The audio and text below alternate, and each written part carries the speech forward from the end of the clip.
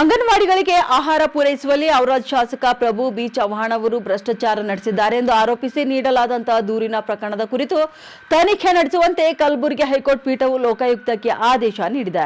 Is ಪ್ರಕರಣದ ವಿಚಾರವಾಗಿ ಉತ್ತರ ಕರ್ನಾಟಕ ಸುದ್ದಿವಾಹಿನಿಯೊಂದಿಗೆ ಮಾತನಾಡಿದ ದೂರುದಾರ ದೀಪಕ್ ಪಾಟೀಲ್ ಚಾಂದೋರಿ, ಔರಾದ್ ಕ್ಷೇತ್ರದ ಅಂಗನವಾಡಿಗಳಿಗೆ ಪೌಷ್ಟಿಕ ಆಹಾರ ಪೂರೈಸುವ ಟೆಂಡರ್ ಕೊಡಿಸಿದ್ದಕ್ಕೆ ಪ್ರತಿಯಾಗಿ ಔರಾದ್ ಶಾಸಕರು ಸುಂದ್ರಮ್ಮ ಟ್ರೇಡಿಂಗ್ ಕಂಪನಿಯಿಂದ 1 ಕೋಟಿ ರೂಪಾಯಿ ಲಂಚ ಪಡೆದಿದ್ದಾರೆಂದು 2025ರ ನವೆಂಬರ್ 10ರಂದು ಲೋಕಾಯುಕ್ತ ಎಡಿಜಿಪಿ ಹಾಗೂ ಬೀದರ್ ಡಿವೈಎಸ್ಪಿ ಅವರಿಗೆ ದೂರು ಸಲ್ಲಿಸಿದ್ದ.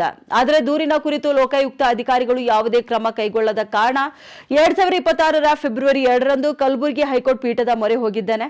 ಇನ್ನು ಮೊನ್ನೆ ಮಾರ್ಚ್ 5ರಂದು ಕೂಡ ಮಾನ್ಯ ನ್ಯಾಯಾಲಯ ಪ್ರಕರಣದ ಕುರಿತು 30 ದಿನಗಳಲ್ಲಿ ತನಿಖೆ ನಡೆಸುವಂತೆ ಆದೇಶಿಸಿದೆ ಎಂದು ಹೇಳಿದ್ದಾರೆ. ಇನ್ನು ಮುಂದುವರೆದು ಔರಾದ್ ತಾಲೂಕು ಭ್ರಷ್ಟಾಚಾರದ ಆಗರವಾಗಿದ್ದು, ಎಷ್ಟೇ ದೂರನ್ನ ಸಲ್ಲಿಸಿದ್ರೂ ಕೂಡ ಎಲ್ಲಾ ಪ್ರಕರಣಗಳು ಕೇವಲ ಹಿಂಬರದಲ್ಲೇ ಕೊನೆಗೊಳ್ತಿದ್ದವು. ಆದರೆ ಘನ ನ್ಯಾಯಾಲಯ ತನಿಖೆಗೆ ಆದೇಶಿಸಿರುವುದು ನ್ಯಾಯಾಲಯದ ಮೇಲಿನ ನಂಬಿಕೆಯನ್ನು ಹೆಚ್ಚಿಸಿದೆ ಎಂದು ಅವರು ಹೇಳಿದ್ದಾರೆ.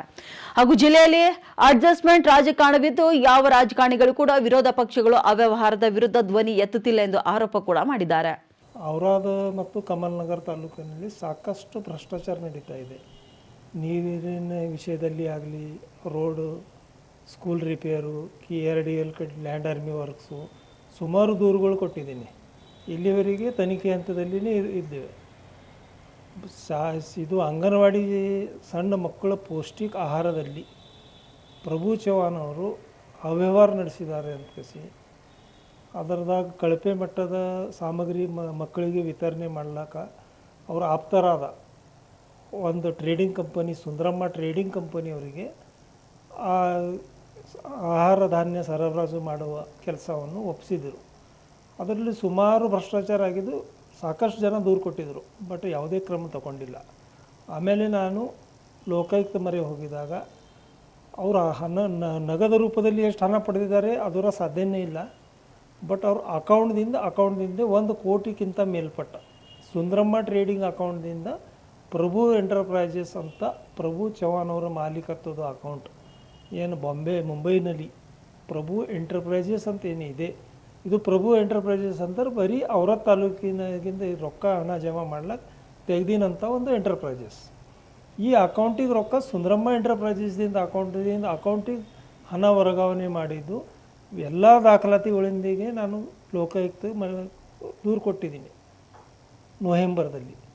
ಲೋಕಾಯುಕ್ತದಿಂದ ಯಾವುದೇ ಕ್ರಮ ತಗೊಂಡಿಲ್ಲ ಅಂತ ಕಳಿಸಿ ಫೆಬ್ರವರಿ ತಿಂಗಳಲ್ಲಿ ನಾನು ಕಲಬುರಗಿ ಉಚ್ಚ ನ್ಯಾಯಾಲಯದ ಒಂದು ರಿಟ್ ಪಿಟಿಷನ್ ಹಾಕಿದಾಗ ಮೊನ್ನೆ 5/3/2026ರಂದು 1 ತಿಂಗಳ ಒಳಗೆ ಯಾರು ಇದರಲ್ಲಿ ತಪ್ಪಿಸ್ತರಿದ್ದಾರೆ ಅವ್ರ ವಿರುದ್ಧ ಸೂಕ್ತ ಕಾನೂನು ಕ್ರಮ ತಗೋಬೇಕಂತ ಹೈಕೋರ್ಟ್ ಏನು ತೀರ್ಪು ಕೊಟ್ಟಿದೆ, ಅದು ಸ್ವಾಗತ ಮಾಡ್ತೀನಿ. ಬರೋ ದಿನಗಳಲ್ಲಿ ಇದು ಹೋರಾಟ ಇಲ್ಲಿಗೆ ನಿಲ್ಲಂಗಿಲ್ಲ. ಯಾರು ಇದರಲ್ಲಿ ಭ್ರಷ್ಟಾಚಾರ ಎಸಗಿದ್ದಾರೆ, ಅಧಿಕಾರಿಗಳಾಗಲಿ, ಶಾಸಕರಾಗಲಿ, ಅವ್ರ ಜೊತೆ ಇದ್ದರು ಅವ್ರ ಹಿಂಬಾಲಕರಾಗಲಿ, ಗುತ್ತಿಗೆದಾರರು, ಎಲ್ಲ ಇಲಾಖೆಯಲ್ಲಿ ಏನು ಭ್ರಷ್ಟಾಚಾರ ನಡೀತಾ ಇದೆ, ಇದಕ್ಕೆ ಕಡಿವಾಣ ಹಾಕ್ತೀನಿ. ನಾವು ಹೋರಾಟ ಯಾವುದೇ ಕಾರಣಕ್ಕೆ ನಿಲ್ಲಲ್ಲ. ಮತ್ತು ಇದರಲ್ಲಿ ಅವರು ಏನು ಹಣ ದುರುಪಯೋಗ ಮಾಡ್ಕೊಂಡಿದ್ದಾರೆ, ಬಡ ಮಕ್ಕಳು ಶಾಪ ತಟ್ಟುತ್ತದ, ಮತ್ತು ಅವರು ಒಂದಿನ ಜೈಲಿಗೆ ಹೋಗೋದು ಖಚಿತ. ಇಲ್ಲಿ ಇದು ಇದೆ, ಏನು ಅಂಡರ್ಸ್ಟ್ಯಾಂಡಿಂಗ್ ಇದೆ ಇಲ್ಲಿ ಎಲ್ಲ ಏನಿದೆ ಅಂದರೆ ನೀನು ಸ್ವಲ್ಪ ತಗೋ, ನಾನು ಸ್ವಲ್ಪ ತಗೋತೀನಿ.